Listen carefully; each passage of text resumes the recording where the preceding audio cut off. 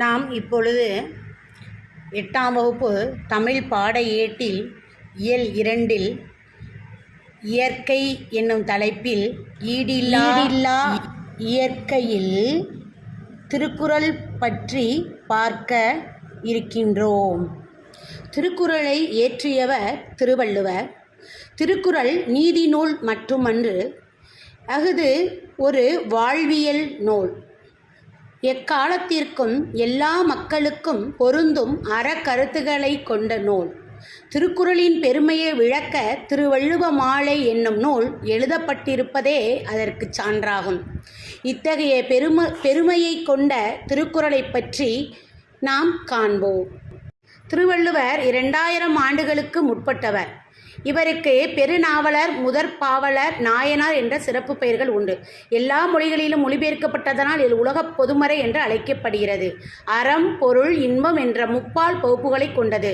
அறத்துப்பால் 38 அதிகாரங்களையும் 4 இயல்களான பாயிரவியல், இல்லறவியல், துறவறிவியல், ஊழியலை கொண்டது.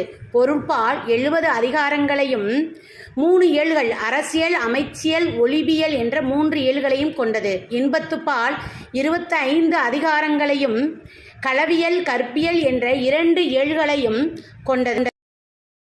நமக்கு பாடமாக சில அதிகாரங்கள் கொடுக்கப்பட்டுள்ளன. முதலாவதாக நடுவு நிலைமை, 2ஆவதாக கூடா ஒழுக்கம், 3ஆவதாக கல்லாமை, 4ஆவதாக குற்றங்கடிதல், 5ஆவதாக இடனறிதல். இவ்வாறாக 5 அதிகாரங்கள் கொடுக்கப்பட்டு ஒவ்வொரு அதிகாரத்திற்கும் 2 பாடல்கள் வீதம் ஆக 10 பாடல்கள் கொடுக்கப்பட்டுள்ளன. முதலாவதாக நாம் பார்க்க போவது நடுவு நிலைமை. நடுவு நிலைமை, நான் குறளை வாசிக்கிறேன். தக்கார் தகவிலர் என்பது அவரவர் எச்சத்தால் காணப்படும். நடுவு நிலைமை உள்ளவர் யார்? நடுவு நிலைமை உள்ளவரா அற்றவரா நாம் எவ்வாறு தெரிந்து கொள்வது? ஒருவர் இறந்த பின்பும் அவரை பற்றி புகழ் பேசப்படுமானால் அவர் நடுவு நிலைமை உள்ளவர் என்றும், அவர் இறந்த பிறகும் அவரை பற்றி இகழ்ந்து பேசினால் அவர் நடுவு நிலைமை அற்றவர் என்றும் பொருள் கொள்ளலாம். அடுத்த திருக்குறள், சமன் செய்து சீர்தூக்கும் கோல்போல் அமைந்தொருபால் கோடாமை சான்றோருக்கு அணி.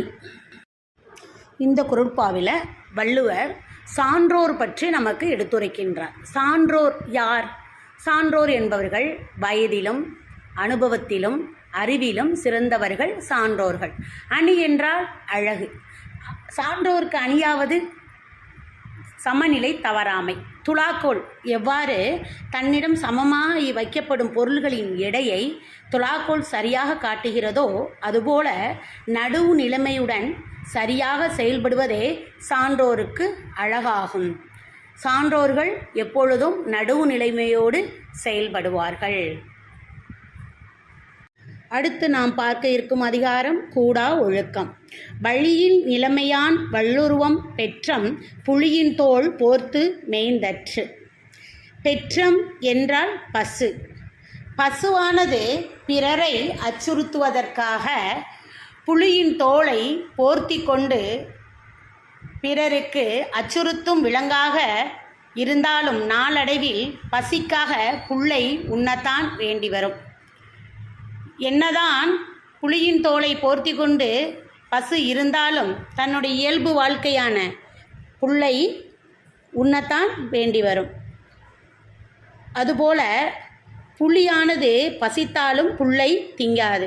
தன்னுடைய உண்மையான தோற்றம், உண்மையான இயல்பு நிலை அடுத்தவருக்கு வெளிப்படுத்தி காட்டத்தான் வேண்டி வரும். அதுபோல மனதை அடக்கியாகும் தகுதியற்றவன் தவம் செய்வதற்கு தகுதியற்றவன். அவன் செய்யும் தவமானது புலியோடைய தோலை போர்த்தி கொண்டு பசு பயிரை மேய்ந்ததற்கு சமமாகும். அடுத்து பார்க்க இருக்கும் திருக்குறள், கனைக்கொடிது யாழ்கோடு செவ்விது அங்கு வினைபடு பாலால் கொள்ளல். அம்பு, கனை என்பது அம்பு என்றும் யாழ் என்பது இசைக்கருவி என்றும் பொருள்படும். கணையானது அதாவது அம்பானது நேராக இருந்தாலும் பிறரை துன்புறுத்தும் கொடுமையான ஆயுதமாக இருக்கின்றது. யாழானது வளைவாக இருந்தாலும் பிறருக்கு இன்பத்தை தரக்கூடிய இசைக்கருவியாக விளங்குகிறது. அதுபோல ஒருவரின் தோற்றத்தை வைத்து மதிப்பிடுதல் கூடாது, அவரவர் செயல்களை வைத்தே மதிப்பிடுதல் வேண்டும். அடுத்து நாம் பார்க்க இருக்கும் அதிகாரம் கல்லாமை. உலர் என்னும் மாத்திரையர் அல்லால் பயவா கலர் அணையர் கல்லாதவர். கல்லாதவர் கல்வி அறிவு அற்றவர்கள் கல்லாதவர்கள் என்று அழைக்கப்படுகிறார்கள். கல்லாதவர்கள் பயன் இல்லாத கலர் நிலத்திற்கு ஒப்பானவர்கள். இந்த கலர் நிலத்தில் விவசாயம் நடைபெறாது, நீர் வசதி இருக்காது. கல்லாதவர்களால் எந்த பயனும் பிறருக்கு ஏற்படாது. அவர்கள் உயிரோடு இருக்கிறார்கள் என்பதை தவிர அவர்களால் வேறு எந்த பயனும் இல்லை. அடுத்து நாம் பார்ப்பது விலங்கோடு மக்கள் அணைய இளங்குநூல் கற்றாரோடு ஏனையவர்.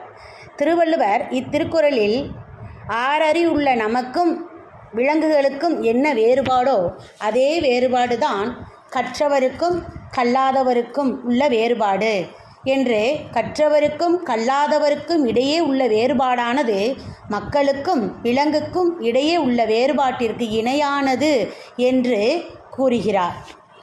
அடுத்து நாம் பார்க்க இருக்கும் அதிகாரம் குற்றங் கடிதல். வருமுன்னர் காவாதான் வாழ்க்கை எரிமுன்னர் வைத்தூறு போல கெடும். நெருப்புக்கு அருகில் வைக்கப்பட்டுள்ள வைக்கோற் போரானது எவ்வாறு எரிந்து சாம்பலாவது நிச்சயமோ அதுபோலத்தான் பழி வருவதற்கு முன்பே சிந்தித்து தம்மை காத்து கொள்ளாதவருடைய வாழ்க்கையானது நிச்சயமாக ஒரு நாள் நெருப்பில் அருகில் வைக்கப்பட்ட வைக்கோல் போல் எவ்வாறு எரிந்து அழிந்து விடுமோ அதே போல அவர்கள் வாழ்க்கையும் அழிந்து விடும் என்று திருவள்ளுவர் கூறுகிறார். அடுத்து நாம் பார்க்கும் திருக்குறள் தன் குற்றம் நீக்கி பிறர் குற்றம் காண்கிற்பின் என் குற்றம் ஆகும் இறைக்கு. இறை என்றால் தலைவன் அரசன் என பொருள்படும். அதாவது தலைவன் தன் குற்றத்தை கண்டு நீக்கி அதன் பின்ன பிறருடைய குற்றத்தை ஆராய்ந்து தீர்ப்பளித்தான் அவனுக்கு எந்த பழியும் ஏற்படாது. அடுத்து இறுதியாக நாம் பார்க்கும் அதிகாரம் இடனறிதல். தொடங்கற்க எவ்வினையும் எல்லற்க முற்றும் இடங்கண்ட பின் அல்லது. அதாவது இத்திருக்குறளில் வள்ளுவர் எந்த ஒரு செயலையும் எவ்வாறு செய்வது, செயல் நெறி அறிந்து செய்ய வேண்டும் என்று விளக்குகிறார். எந்த ஒரு செயலையும் செய்யும் பொழுது பொருத்தமான இடத்தை தேர்ந்தெடுத்து செயலை செய்ய வேண்டும், தொடங்க வேண்டும். அவ்வாறு தொடங்கிய பின் அச்செயலானது பிழை ஏற்படுமாயின் இந்த அச்செயலை பற்றி இகழவும் கூடாது, குறை கூறவும் கூடாது. இந்த செயல் தகுதி அற்றது எனவும் நினைக்கக்கூடாது. அடுத்து நாம் இறுதியாக பார்க்க இருக்கும் திருக்குறள் கடல் ஓடா கால்வல் நெடுந்தேர் கடல் ஓடும் நாவாயும் ஓடா நிலத்து. இந்த திருக்குறளில் 2 பொருள்களை பற்றி கூறுகிறார். ஒன்று கடலில் ஓடக்கூடிய கப்பல், மற்றொன்று தரையில் ஓடக்கூடிய நெடுந்தேர். இந்த நாவாயானது கப்பலானது தரையில் அதால் ஓட முடியாது. வலிமையான சக்கரங்களை கொண்ட தேராக இருந்தாலும் அத்தேரானது கடலில் ஓட முடியாது. இந்த திருக்குறளில் தேருக்கும் நாவாய்க்கும் மட்டும் சொல்லவில்லை, வள்ளுவர் இதில் நல்ல கருத்தை ஒன்று சொல்ல விரும்புகிறார். அதாவது அவரவர் தமக்குரிய இடத்தில் இருந்து செயல்பட்டால் ஒழிய அவர்களால் எந்த செயலையும் சிறப்பாக செய்ய முடியாது. எனவே அவரவருக்குரிய இடத்தை தேர்ந்தெடுத்து எந்த செயலையும் சிறப்பாக செயல்படுவதற்கு ஏற்றதாக அமைக்க வேண்டும். எனவே இடங்களை தேர்ந்தெடுக்கும் முறையானது மிகவும் அவசியம். நம் பாடப்போதியில் கொடுக்கப்பட்ட நடுவு நிலைமை, கூடா ஒழுக்கம், கல்லாமை, கடிதல், இடனறிதல் பற்றி பார்த்தோம். அனைவருக்கும் நன்றி.